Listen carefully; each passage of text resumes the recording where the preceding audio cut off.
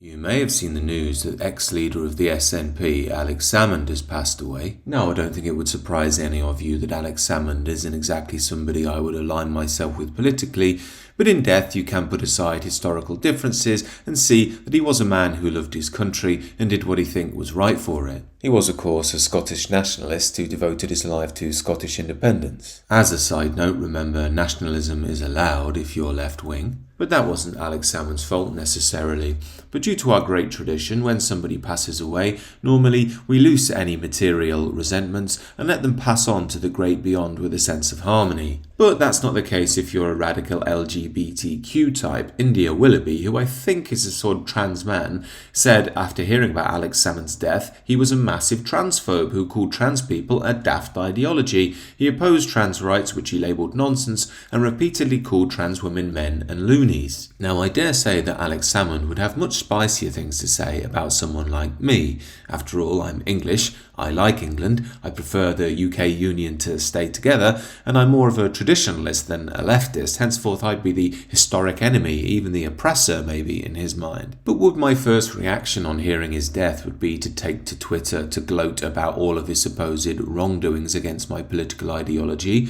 Of course not. As I say, you loosen our material bonds and let his soul pass on in peace. But where does that impulse come from? Well, firstly, I'd say it's because we're something bigger than our political opinions and our minds, that we have a worth that even we can't understand at times. What's more interesting, though, is it shows that the woke ideology is quite the counter to that. In that world, you are defined by what happens on the material plane. Your political opinions are everything, and if you stand against woke ideology, essentially, you've sinned yourself into eternal damnation. Case in point, when someone replies to India Willoughby's post stating that you should have a bit more empathy and decency and not be so callous, someone replies to him saying, "F off, you pathetic pick-me. The guy was a bigot who caused harm to our community. No matter how much of a traitor to it you are, good riddance. We'll celebrate when you go too, deluded collaborator. The fascists won't spare you because you help them." Clearly, this guy is continuing the theme of having no idea what a fascist actually is, given he thinks even left-wing Alex Salmond is a fascist.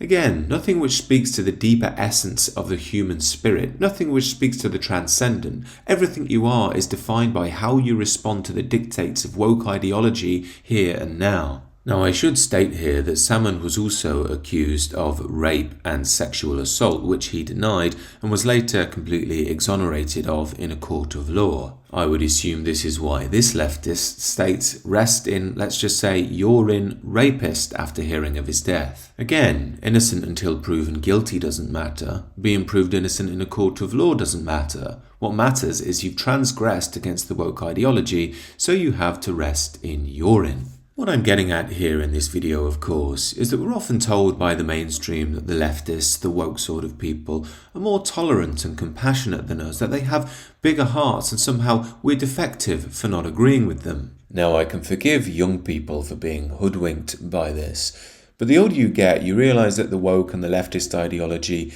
is actually quite vicious beneath the surface, and that's because it believes it has a moral superiority to you. In my experience, that tends to be rooted in quite a solid ego position that's usually rooted in some sense of woundedness, resentment, and anger with the world. That's why it's always a good measure of someone's spiritual health when one of their enemies dies. If they cannot loose their worldly concerns and egocentric identity, ultimately it tells you that they've been ideologically possessed. Now, I understand that for many people, the idea of forgiveness is weak, soppy, and pathetic. But there is a reason why it's been so prized in our Christian cultural tradition. It's not so you prostrate yourselves in front of an enemy and allow yourself to be abused, or even don't seek justice and truth in the world. We have a moral duty to seek justice and stand up very firmly to evil, but the reason we should loose our resentments is so we don't end up like India Willoughby. What I mean is, it's so obvious that her resentment has led her into an ideological possession.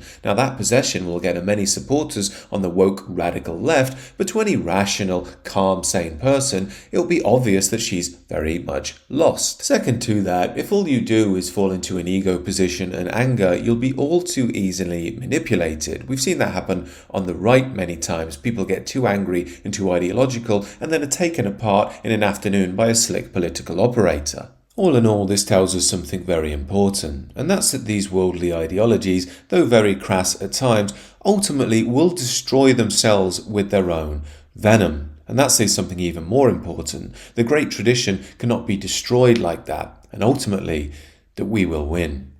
These are just my thoughts, however. Do let me know what you think down below, and do consider subscribing to the channel.